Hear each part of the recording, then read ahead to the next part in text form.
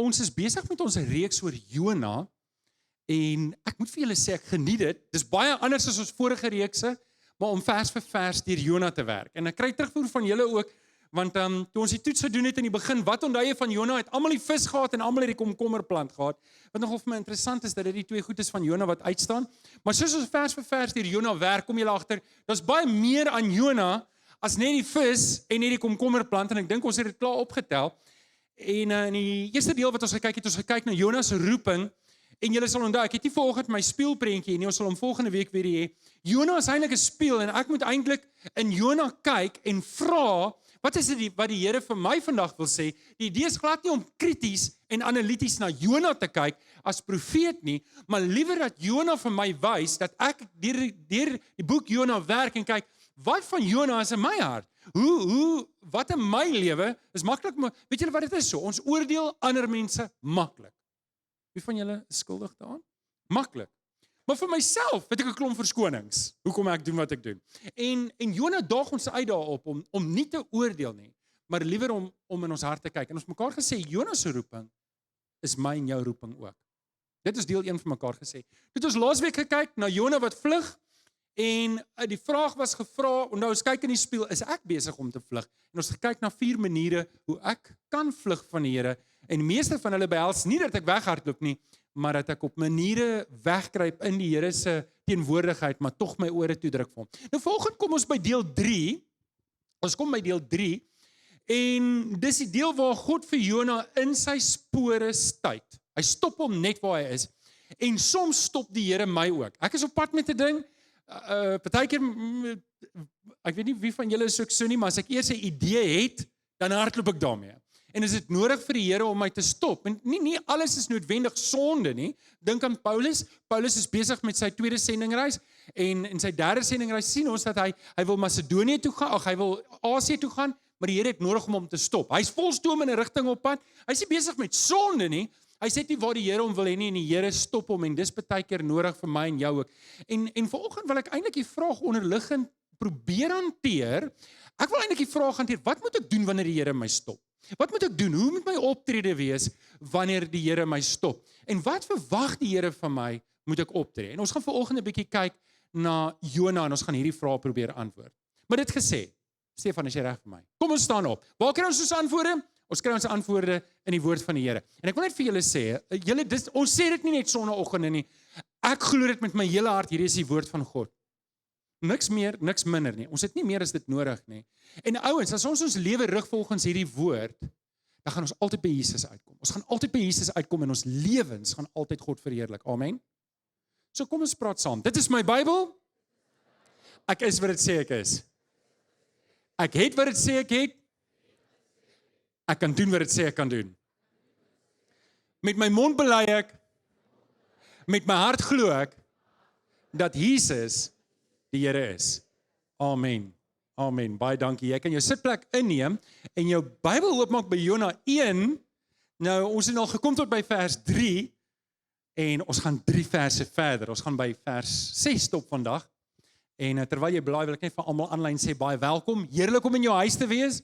Ek weet nie waar jy is nie. Ek het gesien ons mense van Potchefstroom en Johannesburg en Pretoria en Laaiplek en Namibië. Baie welkom. Is altyd lekker om in julle huise te wees. Dankie dat julle lewendig ingeskakel het.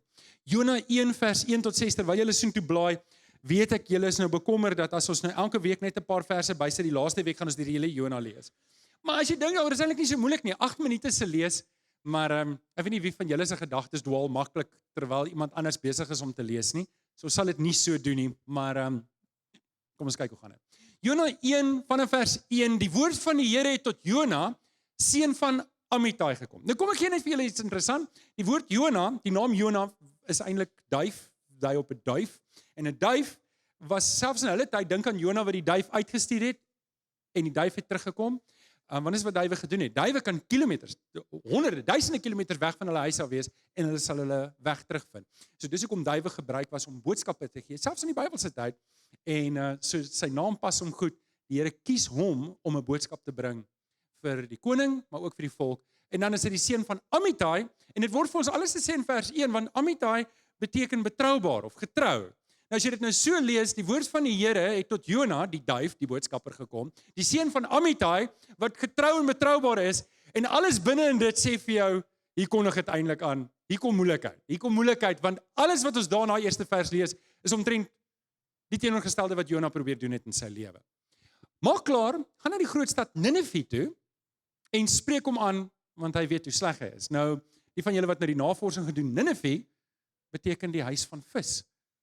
En Ninive het sy naam gehad voor Jona, so neem net kennis daarvan ook. Interessant hoe die goed werk. Maar Jona het klaargemaak om van Tarsis te vlug, weg van die Here af, na Joppe toe, en hy het 'n skip gekry, wat vertrek was na Tarsis toe. Hy het die reis betaal aan boord gegaan, en saam met die bemanning Tarsis toe gegaan, weg van die Here af. Dis tot waar ons laasweek gekom het. Die volgende verse is nie, ons lees dan vanaf vers 4. Maar die Here het 'n kwaai storm oor die see laat kom. Daar was 'n baie sterk wind op die see, en die skip wou uitmekaar uitbreek. Die matrose het bang geword, en elkeen het tot sy God om hulp geroep. Hulle het die vrag van die skip in die see gegooi om die skip ligter te maak, maar Jona het onder in die skip waarin hy afgegaan het, gegaan om te slaap. Hy het vasgeslaap, en die kaptein het na hom toe gegaan en vir hom gesê, wat is dit met jou dat jy lê en slaap? Staan op en bid tot jou God. Miskien sal hy aan ons dink, en dan sal ons nie vergaan nie. Dis ons verse vir vanoggend. Vanoggend praat ons oor Jona wat in sy spore gestuit word, en soms stop die Here my net waar ek is. En dis belangrik dat ek dit moet weet.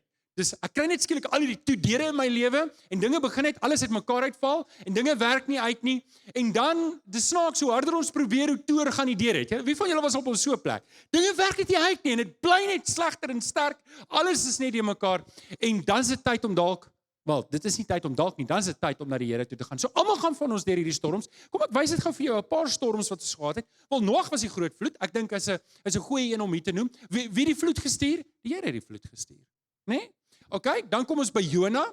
Jona het te doen gehad met sy eie ongehoorsaamheid. Noag was gehoorsaam. Jona was ongehoorsaam. Die Here stuur die vloed om hom te stop, né? Dan kry ons vir Jesus wat ten minste 2 storms getrotseer het. Een waar op die water geloop het, en die ander een waar hy self in die boot geslaap het. Nou, ons gaan nou net daaroor praat, oor slaap, en daar's 'n parallel met hom en Jona. En dan Paulus, en ek dink hier is dalk die onbekende een van Paulus wat gearresteer is in Jerusalem, en hy beroep hom op die keiser, want hy's 'n Romeinse burger, en hy beroep hom op die keiser, en want die Jode wou hom net doodmaak, wat eintlik jammer is, want die Romeine het hom toe op die einde van die dag doodgemaak, maar hy het tyd gekoop, en hy wil toe hulle wil op die skip gaan, en hy sê vir die kaptein, is winter, daar's storms, ons gaan dit nie maak nie, en die kaptein sê vir hom, bly jy stil, jy weet niks van boot nie, laat ek boot, jy doen tronk, en op pad soontoe, toe is daar 'n storm, en die boot het gesink, en daar is die volgende, ek wil ietsie sê oor al hierdie storms, 'n belangrike paar punte rondom storms in ons lewens. Die eerste ene, nie alle storms kom van die Here af nie. Nie alle storms kom van die Here af nie. Luister, as jy nou in 'n slegte weer op jou kanoe hier by Groenpunt in die see ingaan en jy word omgeslaan, moet jy nie sê die Here het dit oor jou gebring nie. Jammer julle, maar 'n mens moet nie stupid wees nie. Stem jy saam? En so ons moet hierdie ding vir mekaar sê, ek kan in 'n storm wees en ek moenie sê o, die Here probeer vir my iets wys nie. Partykeer is ek net bloot in 'n storm omdat ons sal nou daar praat. Okay, dis ook nie noodwendig sonde nie. In Jonas se geval was dit sonde. Hy het gevlug van die Here. Hy was direk ongehoorsaam. Die Here het vir hom gesê, doen dit, en hy het presies die teenoorgestelde gedoen. Dis die definisie van sonde, is om presies te doen wat jy weet die Here wil nie jy moet doen nie. En dis wat hy gedoen het. En die Here stuur die storm. So, maar dis nie noodwendig altyd my sonde wat maak dat ek in 'n storm beland nie. En dan, hier is die moeilike ding. Die Here gaan my ook nie altyd red van my storm nie. Die Here het nie vir Paulus gered nie. Hy was in die storm en die boot het gebreek en hulle moes swem kant toe. Gaan lees die storie in Handelinge. So met ander woorde, die Here gaan ook nie maak nie saak hoe hard ek bid nie. Gaan hy my dalk nie red uit my storm nie, en ek gaan deur daai storm moet gaan en aan die ander kant uit moet kom, en die Here gaan nie verligting hê. En weet jy wat, dit kan wees dat die storm waarin ek nou is, gaan my lewe kos. Dis nie 'n lekker ding om oor te praat nie. Maar hoorie, mense wat nie doodgaan van ouderdom nie, gaan dood van een of ander storm, as jy gewonder het. Okay, ons gaan nie nou daar praat nie, dit is nie begrafnisdiens nie, maar jy kry die idee. Maar, en hier is die groot maar, maak nie saak wat die storm is nie. Alle storms is onderhewe aan die Here en is in sy hande. En hy kan dit gebruik. En dis wat ek vanoggend wil hê ek en jy moet doen. Nou, ek het al hieroor gepreek, maar ek moet hierdie komponent sê, want ons praat oor storms. En wie van julle het al deur 'n storm gegaan? Een of ander tipe storm. Wie van julle het al? Ek wil net sien met wie praat ek volgens. Wie van julle sê so ek is ongeskaad, ek het nog nooit deur 'n moeilike tyd in my lewe gegaan, nie steek op die hande. Okay, daar's niemand nie. So julle is almal die regte mense vanoggend. Ek is bly julle is hier. Julle het na die regte diens toe gekom vanoggend. So waarom gaan ek deur storms val? Die eerste rede, die grootste rede, nie die enigste rede nie, maar die verantwoordelikheid aanvaar. Ek kom in storms daar. Die tweede rede is, en die eerste rede, soms mors ek op. Julle, daar was tye wat ek opgemors het. En dit het my vrou beïnvloed. Dit het my kinders beïnvloed. Dit het my werksomstandighede beïnvloed. Nee? So met ander woorde, wanneer ek as gevolg van sonde in 'n storm ingaan, moet ek weet ek vat mense saam met my. Dis nooit net ek nie. Ek vat onskuldige mense saam met my in daai storm in. En mense kan seer kry en skade ly as gevolg van my sonde. Stem julle saam? Nou, as dit waar is, dan is rede nommer 2 ook waar, soms mors iemand anders op. Ek is in 'n storm, nie omdat ek opgemors het nie, maar omdat iemand anders opgemors het, en nou is ek in sy storm. Ek is op sy boot, en ek saam met hom in sy storm, en nou is dit waar ons is. Die derde rede hoekom ons, en hieroor het ons gepraat met Breekie Droogte, en ons het deeglik hierdeur gegaan, soms herposisioneer die Here my. Soms is ek op 'n plek, ek moenie nou daar wees nie, hy wil my op, dit is nie sonde nie, niemand het iets verkeerd gedoen nie, die Here het net nou 'n groter plan, en onthou net nie, ouens, hierdie is ook 'n belangrike ding. As jy enigstens soos ek is, dan jy 'n plannetjie vir jou lewe. En as jy 'n plannetjie het vir jou lewe, dan moet niemand met dit inmeng nie, nê? Maar ek en jy moet onsself herinner, die Here se wil en sy plan is altyd die beter weergawe vir ons lewens. Amen? Kan ek dit herhaal? As die Here 'n plan het vir jou lewe wat verskil van jou plan, moet ek die knie buig. Ek moet die knie buig, want dit is die betere vir my lewe. Daar was goeders waarvoor ek gebid het in my lewe, wat ek nou vir die Here dankie sê, hy nie vir my gegee het nie. Daai tyd was ek oortuig, dis wat ek wil hê. Ek was daai tyd oortuig, dis wat die Here vir my wil hê. Wel, dis snaaks as jy vir jouself iets kan opdis, nê?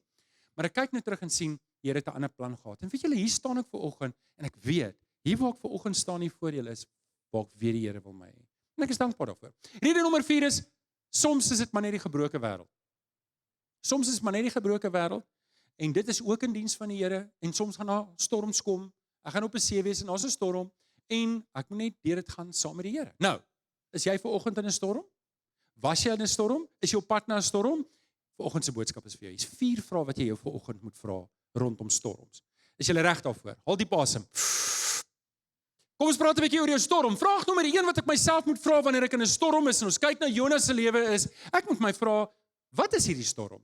Hierdie storm moet ek 'n naam kan gee en sê, hierdie is my storm. En ons lees in Jona 1:4, maar die Here het 'n kwaai storm oor die see laat opkom. Daar is 'n baie sterk wind en die boot wou uitmekaar uitbreek. Dink dit vir julle is 'n aangename plek om te wees.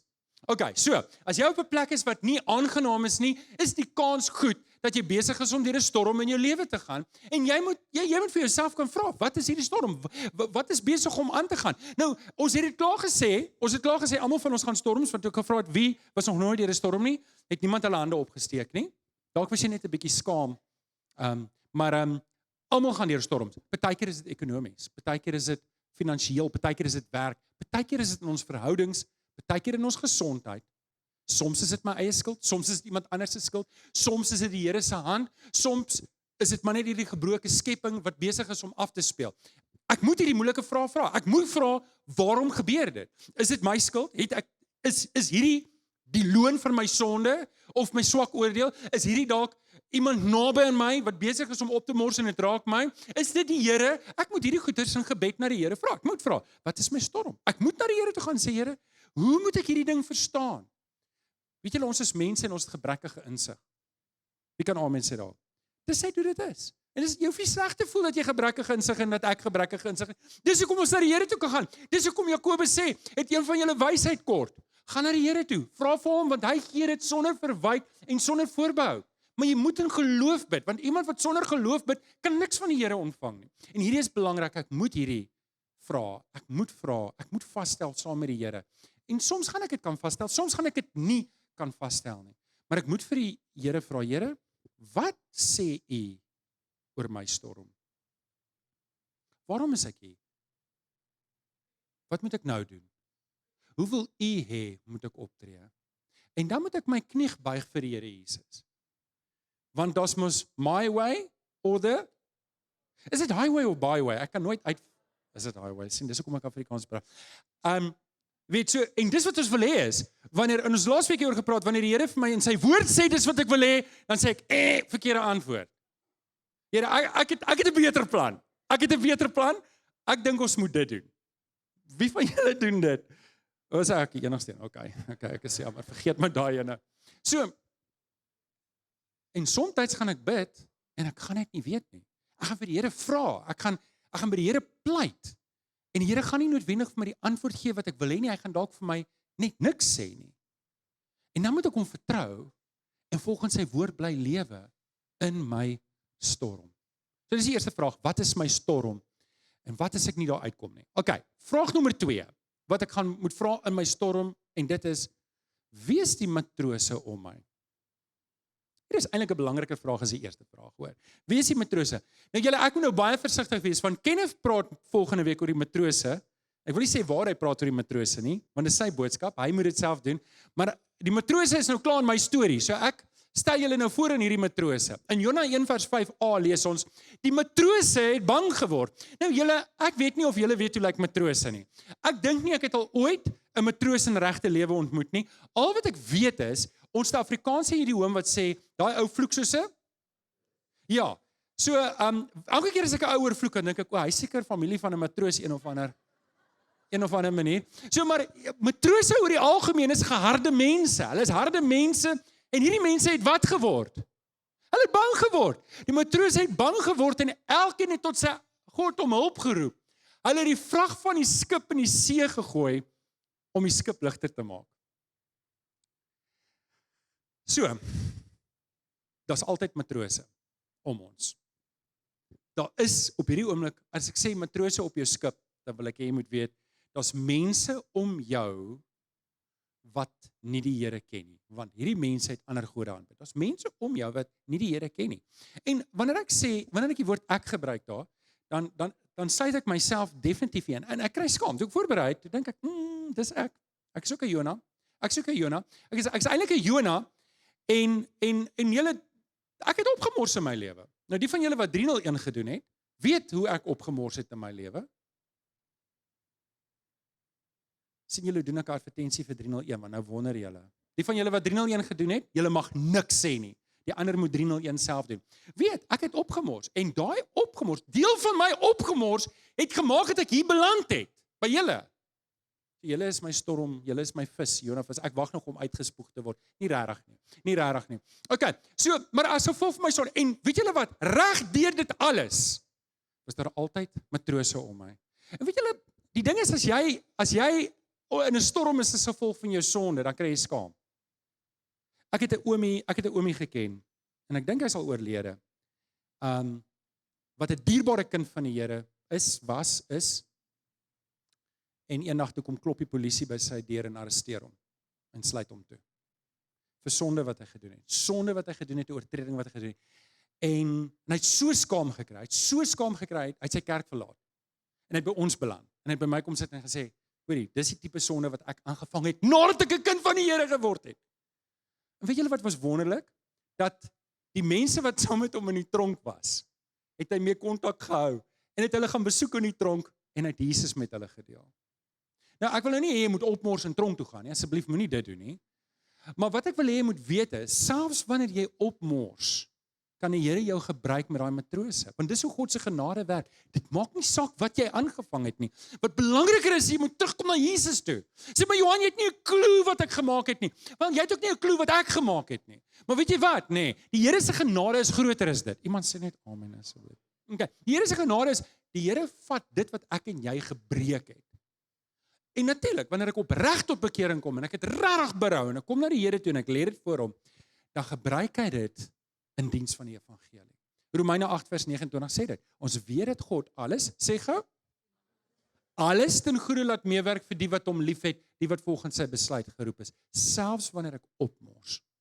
Winston Churchill het blykbaar gesê, never let a good crisis go to waste.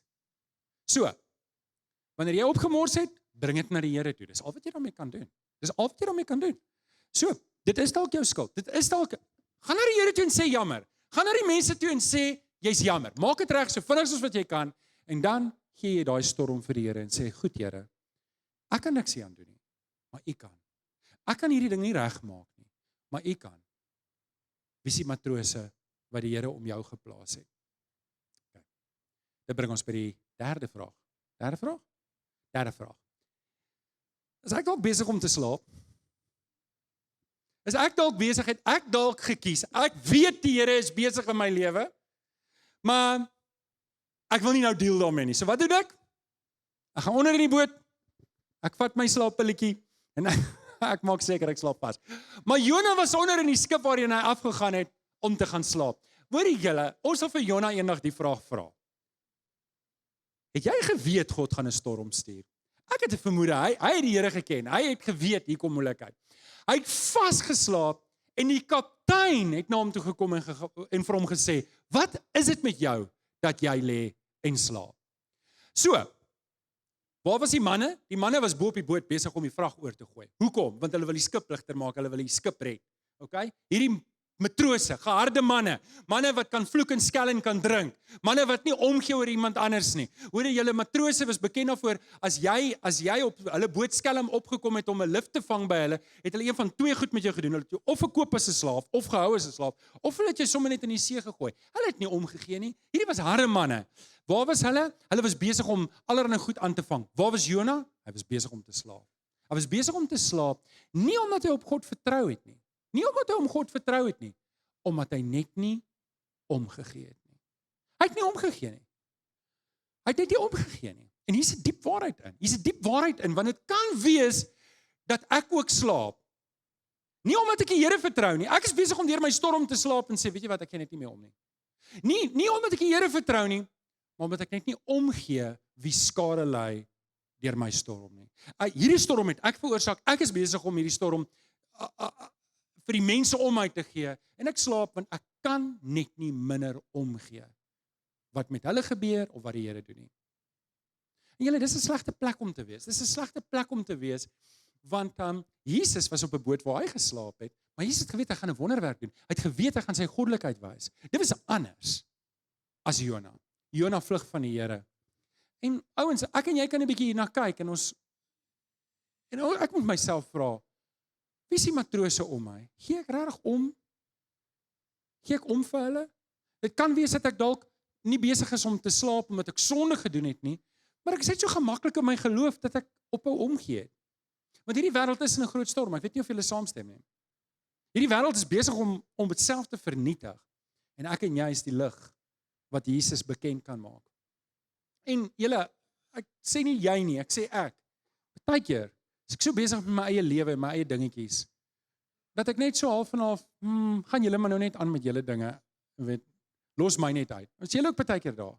Gaan julle net aan met julle dinge, los my net uit. Hier in die suide van Afrika kom maar nie missiele nie, so niemand soek ons nie, ons gaan net aan met, en daar moet 'n verandering in ons hart kom. Ons moenie 'n Jona wees nie. Die matrose gryp en hulle soek. Ek moenie slaap nie. Ek moenie slaap terwyl dit alles gebeur nie. Okay, dit bring ons by die laaste vraag. En dit is, ek het nou hierdie hele deel geskiep, kom ek sê dit dalk net, sien julle, daai is 'n oulike prentjie, dink julle nie? Hierdie matrose, wat het hulle gedoen toe die storm kom? Hulle het gebid tot hulle gode. Het Jona die ware God aanbid? Wel, ja, hy het en jy het nie. Julle is reg. Die antwoord is ja en nee, ek het die vraag verkeerd gestel. Ja, hy het die regte God geken, maar hy het hom nie aanbid nie. Hy was ongehoorsaam aan hom. Jesus kyk na die wêreld en hy hang in die kruis en hy sê, Vader, vergewe hulle, want hulle weet nie wat hulle doen nie. Hoorie, mense wat verlore gaan, roer Jesus se hart. Dit moet my hart ook roer. Dit moet my hart roer. Jesus se hart breek vir mense wat verloor, my hart moet ook. Kan ek dit so stel, so regheid en direk, dat om apaties te wees teenoor mense wat verlore gaan, om apaties te wees teenoor die matrose op my boot, is eintlik sonde. En dis waar Jona was. Okay, laaste vraag. Wat moet ek doen? So, voor in die kerk is al 'n boks met traktaatjies, ek gaan nou vir julle elkeen 50 gee, en jy moet hierdie week 15 mense vir Jesus wen. Kom ek gee vir jou 'n makliker pad. Wat het die kaptein gedoen? Hy het Jona gaan wakker maak. En wat het hy vir Jona gevra moet hy doen? Hy het vir soveel woorde gesê, Jona, bid vir ons. Hy ken nie vir Jona nie, hy weet nie wie Jona se God is nie, maar dis die enigste en die beste kans wat oor is. So, vraag 4 is, vir wie moet ek nou bid?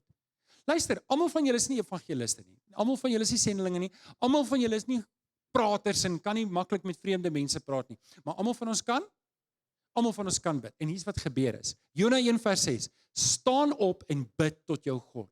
Miskien sal hy aan ons dink en dan sal ons nie vergaan nie. Sê vir my, het dit vir julle gelyk of Jona omgegee het of hulle vergaan? OK. Wie van julle het absolute sekerheid dat jy die ewige lewe het? Wie van julle het absolute sekerheid? Jy weet as jy nou doodgaan, gaan jy hemel toe. Jy het geen twyfel daaroor nie. Sê kom, hou net op. Ek wil net sien wie van julle is daar. OK, en die ander, wie van julle het wonder, julle moet met my kom praat na die tyd. OK. Ek en jy daai sekerheid. Jona daai sekerheid gehad. Hy het dit misbruik nou. Hy het sekerheid gehad dat hy ken die ware God, hy ken die werklike God. Maar hierdie mense nie. En hulle pleit, hulle weet hulle is verlore. Hulle weet hulle gaan nou ondergaan. Dis hoekom Jona kan kalm wees in die storm. Dis tegnies hoekom ek en jy ook kalm is in die storm. Want ons weet wie ons God is. Hy vir die verkeerde rede, ons vir die regte rede, maar dis dieselfde rede, ons ken ons God, reg? Kan jy amen sê daarop? En daai moet ons mekaar sê dat ons het werk om te doen terwyl ons daar is, want hierdie mense om ons hou ons dop en ons moet iets doen en dit is wat ons moet onthou. Terwyl Jona geslaap het. Hy het nie geslaap omdat hy vrede het nie. Hy het geslaap omdat hy het nie omgegee nie. Ek en jy moet daar 'n hartsverandering ondergaan. Ek en jy moet begin omgee vir die mense om ons. Ons moet begin oplet, wie is hierdie mense om ons? Jona was 'n profeet. 'n Profeet bring net die woord van die Here. Dis al wat hy doen. Dis al wat hy moet doen. Ek en jy dien as daardie profete vandag. Ek en jy moet vandag die woord van die Here bring. En dis die vraag wat ek en jy moet vra is. Ek en jy moet diep bewus wees. Wie is die mense om ons? Wie is die matrose op ons boot? Vir wie moet ek bid? Hoor hierdie mooi vers. Paulus skryf aan Timoteus. Elke keer as ek hierdie vers aanhaal in 'n diens, dan is daar iemand wat aanlyn 'n comment maak wat sê hy weier om vir ons regering te bid. Regtig julle, dis eintlik snaaks om dit te sê. Ek weet ek gaan dit weer vandag kry. En daar sal een of ander snedige opmerking wees. Nou julle weet dit nie, maar as iemand op YouTube 'n opmerking maak, moet ek dit eers goedkeur. Nou baie van dit keer ek net nie goed nie. Julle kry skaam. Weet jy, julle ken die storie van almal moet kekkel soos ek. Maar ek wil daarom nou nie hê daar moet daarom 'n onmin kom op die. Nou gaan almal van julle die comment section lees, nê. Maar dit is goed gefilter, jy sal niks snaaks daar sien nie. Maar dit val my op elke keer as ek hierdie vers aanhaal, dan is daar mense wat sê, ek vir Julius Malema bid. En dan weet jy wil nie weet wat volg daarna nie. OK. Dis nie ek wat praat nie, dis die woord van die Here wat praat. Paulus skryf vir Timoteus, ek dring daarop aan dat daar in die eerste plek met smeking, voorbidding en danksegging. Wat is die eerste woord? Smeking en voorbidding en gebid moet word vir wie? Wie sluit dit in? Almal. OK? Almal wat asem het in hulle longe. Beteken dit ek gaan van almal hou? Vir die wat regeer. Ek kan nie wegkom met daai nie. Vir almal wat gesag uitoefen, sodat ons 'n rustige en 'n stil lewe kan lei volgens in volkomme toewyding aan God en alle eerbaarheid. Dan dink ek, bid ons vir 'n stil en rustige lewe. Nee, dis nie waarvoor ons bid nie. So is dit goed en aanneemlik vir God ons verlosser wat wil hê dat hy wil hê alle mense moet gered word. So, wat wil die Here Jesus doen met die matrose op my boot? Hy wil hulle red. Wat's my rol daarin? En nou hang die vraag in die dag, is ek besig om te slaap of is ek besig om te bid? Is ek besig om te slaap of is ek op my eie storie besig? Ek sluit af. Nou ek wil nou nie eintlik vanoggend Kenneth gaan eintlik meer praat oor die matrose want die beste van die matrose kom nog. Maar ek wil eintlik stil staan by die storm want dit is so. Die orkes julle kan vorentoe kom. Dit is so dat jy sit dalk in 'n storm en dit kan wees dat jou storm is omdat jy self foute gemaak het. Bring dit na die Here toe. Sê jammer. Gaan maak reg met die mense wat saam met jou in jou storm is en gee jou storm vir die Here. Dalk is dit iemand anders wat 'n fout gemaak het, want dan is dit jou werk om te vergewe en ook daai storm vir die Here te gee. Dalk herposisioneer die Here jou. Hy het 'n ander plan vir jou, 'n ander taak nou vir jou. Gee daai storm vir die Here. Dalk is dit maar net hoe dit nou is en jy het nie 'n antwoord vir hoekom dit is soos wat dit is nie. Gee jou storm vanoggend vir die Here en sê Here, leer my om Jesus te wees vir die mense in my storm. Die grootste fout wat ek en jy kan maak in ons storm, is om die eie ek te laat leef. Ek en jy moet juis vir die Here sê, Here, leer my om Jesus te wees in my storm. Kan ek vir jou bid? Ons bid saam. Vader, U weet, Petrus se woorde, U weet alles. U weet alles. U weet, Here. U weet dat ons U liefhet. Here, U weet dat ons soms vas in die slaap is.